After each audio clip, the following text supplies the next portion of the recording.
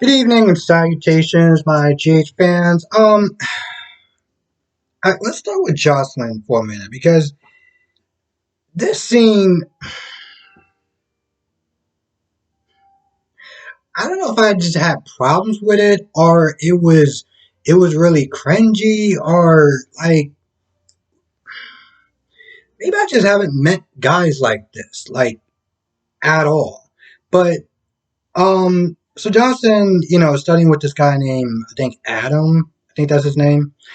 I'm not too sure. I think his name was Adam, but double check that. Yep, Adam. So she's studying with him, and this guy, I swear, he act like he never saw porn in his entire life. The way he's snipped there acting like, hey, I want to talk about chemistry. Like, you've seen, and he starts talking about like the sex tape and everything like that, and he's like trying to hit on her, and I'm like, bro, like literally. I don't understand it. He's not there trying to hit on her, and he's doing it in the worst way possible. Granted, there's really no good way to actually do it. Um, especially after coming back from, talking about her sex tape. But it was just like, bro, are you serious? So then she gets upset, and this guy's like, well, I don't understand what's the problem. I mean, you would sit there and think somebody like you who put out a sex tape wouldn't be sitting there acting so touchy or whatever. I'm like, bro, if you were 12 and you said something like that, and I would be like, okay, you know what? Listen, you are like you're 12, you're under 14, and I get that people in college would sit there and say some dumb stuff, but Jesus Christ, like, bro, you the way he was acting just seemed a bit unbelievable. To be honest, it seemed a bit unbelievable. It's not to sit there and say that there's not going to be guys that won't act a certain way, but like I don't think they would be so obvious. But then again, I think that was just a point. I was listening to them talking about this. I think that was the whole point was sit there and show Jocelyn's struggle. Sit there and show that. The type of stuff that she's sitting there dealing with. So, Jocelyn's like, yo, listen, get out. You gotta leave. And the guy's like, well, why do I have to sit there and leave? This is a public place.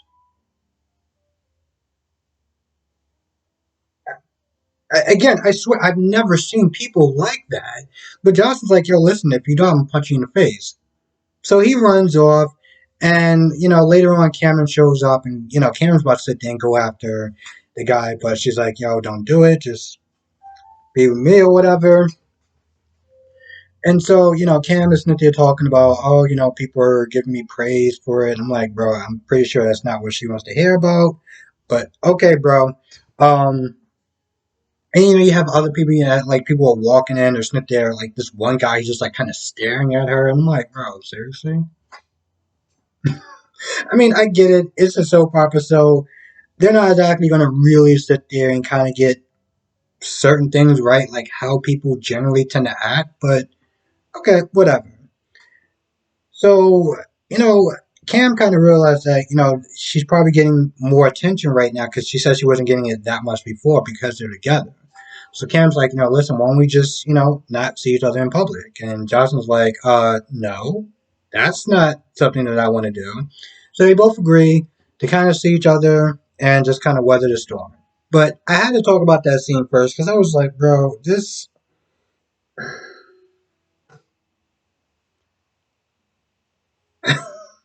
I don't want to sit there and say it failed because it did make the point that it needed to make, but it did it in the most cringeworthy way possible. And that's I don't generally like to use that word, but that definitely describes that scene.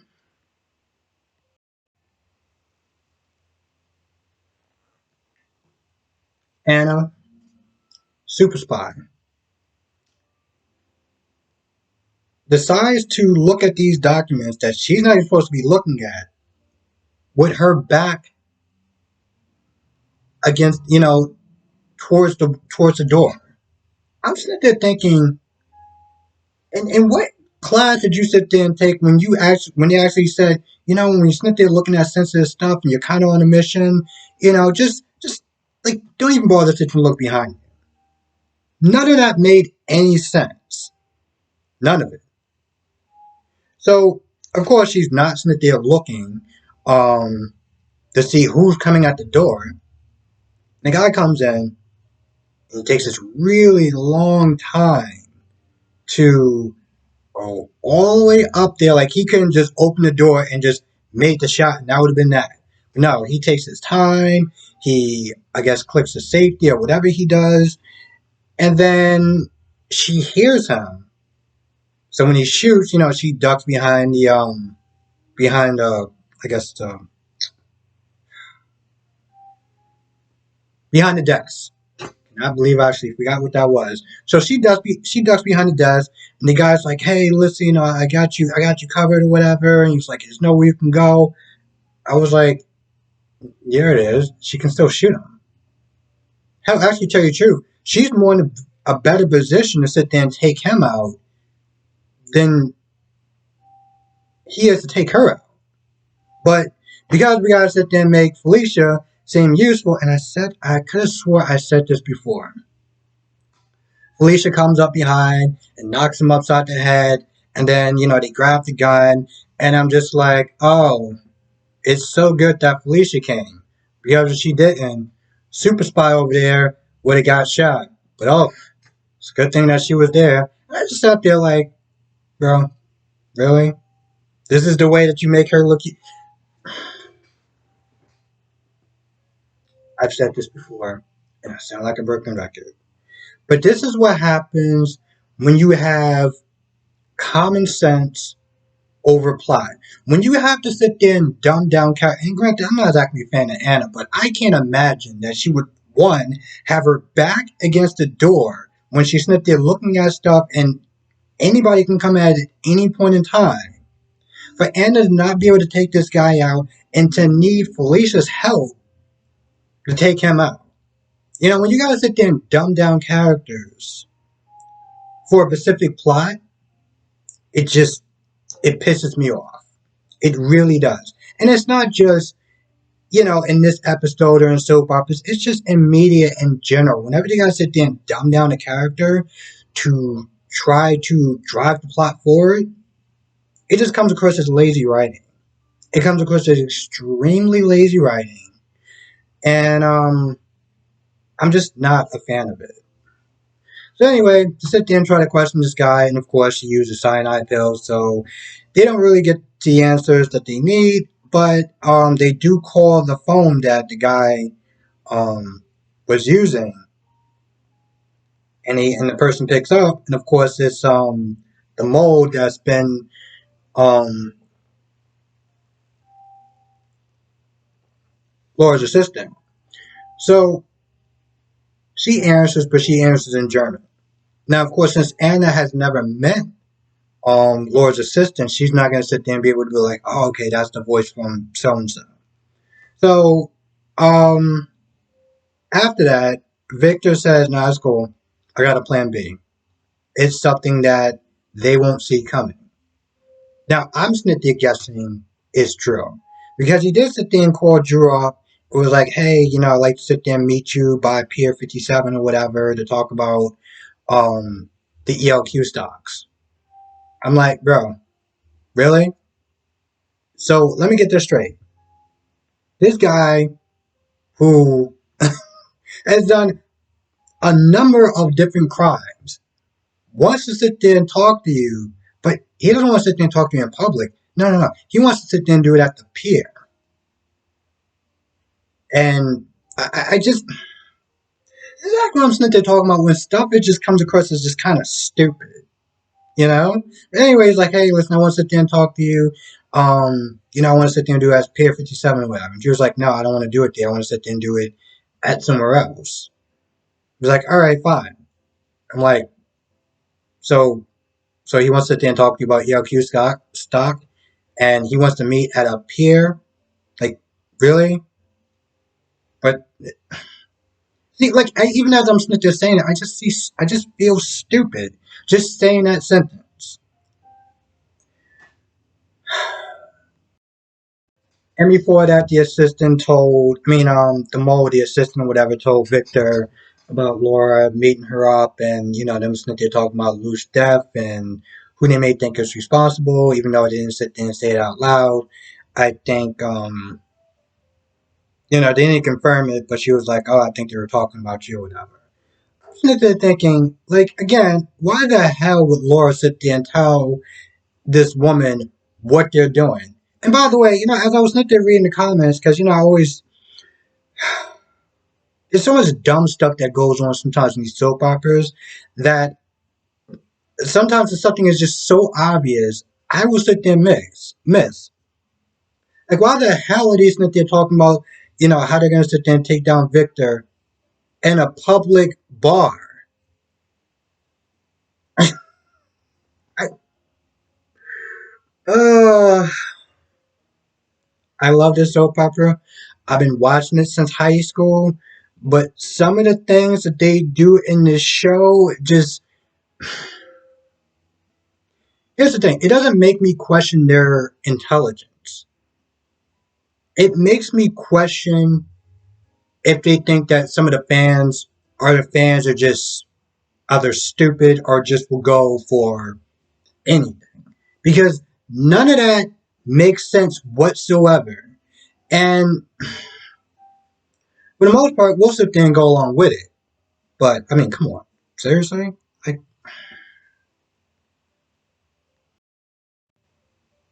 so just as Jake was about to sit there and tell Finn, why, Liz won't forgive him, Liz comes in there.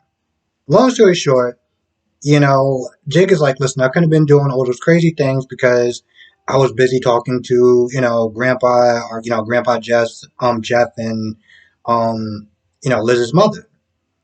And I'm not gonna lie, the way that Liz handled that whole situation was very, piss poor.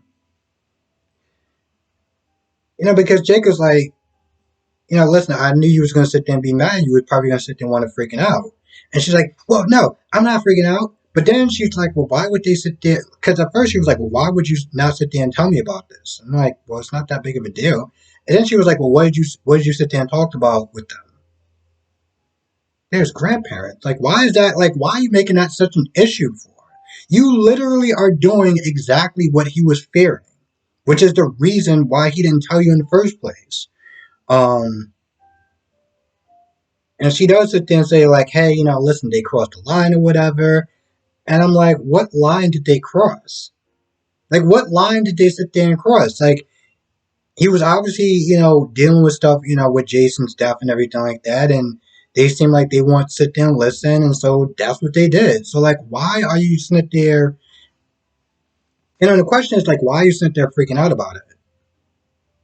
Now, granted, she might have a really good excuse. She may have a really good reason. But it's one of those things where she's like, you should have told me, why did you not tell me this, that, and the third? I'm like, why are you not sitting there telling, why are you not sitting there telling your son, why you had such a problem talking to his grandparents for?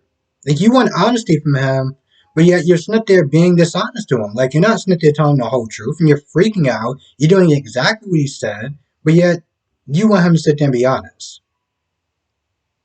It's called lead by example. I don't.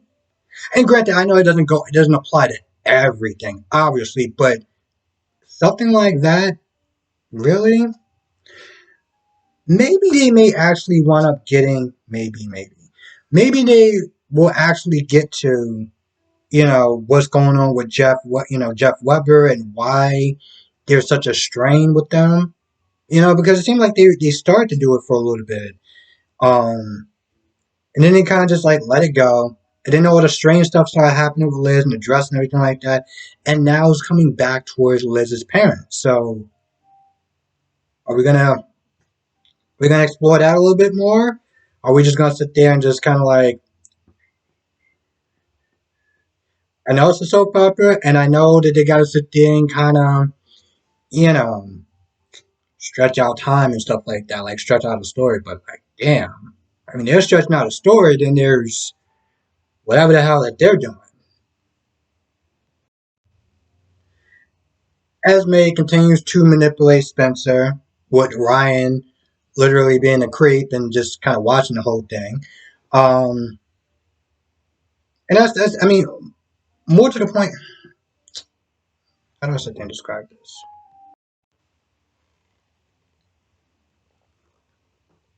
So Spencer was sitting there thinking about the conversation that he had with Cam, as far as Esme made it possibly been the one to leak the sex tape. So of course he asks her, and she says no, and she gets all angry and defensive, and once again she puts it back on Trina. And then Esme tries to switch the subject to talk about Nicholas and Ava's wedding, renewal, and tries to sit there and see, get him to um get, like to go. But, Spencer once again brings the conversation back to Trina. And at some point, Esme gets upset and she talks about what Carly did and shows her the bruise. And I'm just like, damn, how many times do you have to sit there and bang your arm to make it look like that? But, Spencer's like, yo, I know that she got a bit of fire in her, but like, damn, like, she did all that? So at this point, Ryan Smith is just looking at the whole thing like, just kind of just like judging situations. You can tell when Esme is doing a good job as far as manipulating Spencer, given, Ryan smiling and stuff like that and his, I guess, his approval or whatever. So, um, when Esme left, it seemed like she kind of got, um, I don't know exactly what did she actually accomplish. I mean, was the whole point to sit there and try to manipulate him to make sure that, like, she's on his side and she's going to do what he tells her to do? Because there's one point where, Spencer tells Esme about, when he left Spring Ridge to, put in flowers and stuff like that, and talk about how, he ran into Trina. So I don't know what kind of more plans that, she has towards that.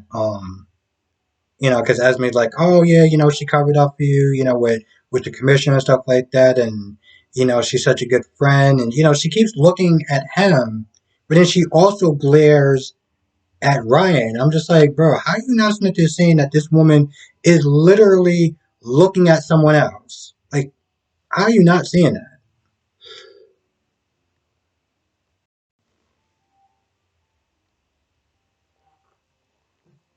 Carly has a quick word with Cam, and I'm not gonna lie. At first, I thought she was gonna come with the energy like, "Oh, why'd you sit there and leak the tape and stuff like that?" But she didn't. She didn't. Um, Cam was like, how's she doing? And Carly was like, "Oh, wait, you didn't talk to her? Like, you should sit there and be with her. You should sit there and talk to her." So after that, talk to Drew. Not gonna lie, it really didn't go anywhere. I mean, all Carly did was, update Drew on the whole sex tape and everything like that. Um, and then, Carly kind of found out because Drew kept looking at his phone that, he's going after Victor. And Carly was like, listen, you need to be careful because you just got back. You don't want to do anything that's going to take you away from your daughter. It's like, no, it's fine. It's cool. Don't worry about it. I got it. I'm just going to, get some fact finding and I'm not going to do anything heroic. That was about it. Like I said, it was kind of a pointless scene. And Anna and Felicia are no closer than they're finding out if, Victor's responsible. Since the guy killed himself, they're kind of more or less kind of back at square one. That's towards the end of the episode, I think towards the end of the episode, Drew wound up meeting um, Victor in the park or somewhere. Oh, I know I forgot something. So Trina comes to see Portia, and long story short, after Portia talks about her and Curtis moving in together, they talk about the whole sex tape and it being leaked and stuff like that. And when Trina was like, "Oh well, Esme, kind of, she accused me of that they're doing it," Portia Portia was like, oh hell no, like yo, she looked like she was about to get up and just walk out there herself, sit there and find find Esme and beat the living hell out of her. Trina was like, I was gonna sit there and slap her. And Portia was like, you should. I mean, I don't really condone violence because it doesn't really solve anything. I was like, yes, it does. Yes, it. Listen, I don't want to sit there and promote violence, but there's times where things need to be settled when you can't sit there and talk and negotiate anymore. Because sometimes people, no matter how many times you talk to someone, they're just not going to get it. And sometimes, listen, I'm not saying somebody should go out and commit violence, but it definitely will sit there and wake them up. Okay? I'm just going to put it that way. But, Portia's like, yo, listen, after talking about Spencer and stuff like that, Portia's like, yo, listen, you need to sit down and walk away from that. Because Spencer, if you can't sit there and see Esme for who she is, you need to sit there and leave. Like, just walk away. You don't want to sit there and be around that toxic stuff. And to be honest, I'm like, yo, your mom got a point. Like, seriously, I know you want to sit there and be his friend and everything like that, but let's just look at this whole thing. This dude goes to jail for sitting there terrorizing Ava, and Esme sits there and start torturing Ava with her daughter, her deceased daughter, and lighting a fire to her car. Like at this point, she's like, "Yo, walk away from them." And Trina just has that look on her face, like she doesn't know what to say. And she also talks about the fact that so much time has passed between Jocelyn, Cam, and her that like trying to go over there and see how they're doing now would just be kind of awkward. But I'm kind of like, at this point, it's better late than never. It's better late than never.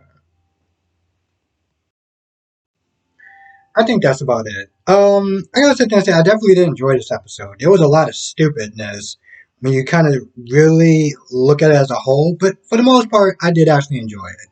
And with that being said, I'm gonna go. I want to thank you for watching. Be safe. Let me know what your thoughts are in the comment section below, and I will see you in the next video.